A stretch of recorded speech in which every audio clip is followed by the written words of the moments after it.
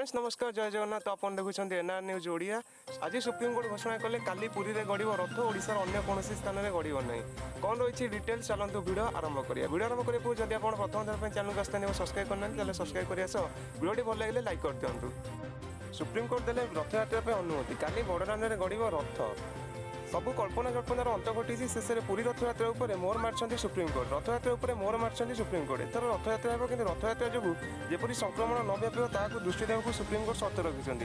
फल कोविड-19 समस्त नियम को कड़ाकड़ी पालन कर रथयात्रा कर स्पष्ट होती।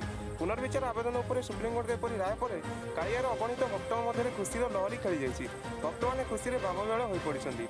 शुणाणी समय सिलिसिटर जेनेल तुषार मेहटा, पूर्वतन सिलिसिटर जेनेल हरीश साल्वे, मोहन परासन प्रमुख वरिष्ठ वकिल रथयात्रा सपक्ष में मत देते।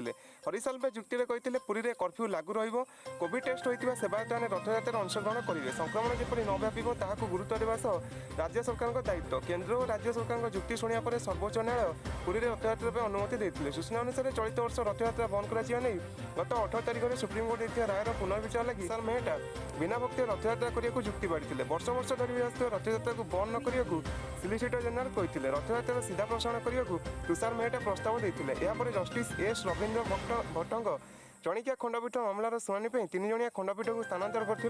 प्रधान विचारपति justice S A Bobde, justice Dinesh Maheshwari, justice S Bopanna को नहीं गठित तीन जणिया खंडपीठ मामलार शुणाणी कर उपरोक्त राय देते।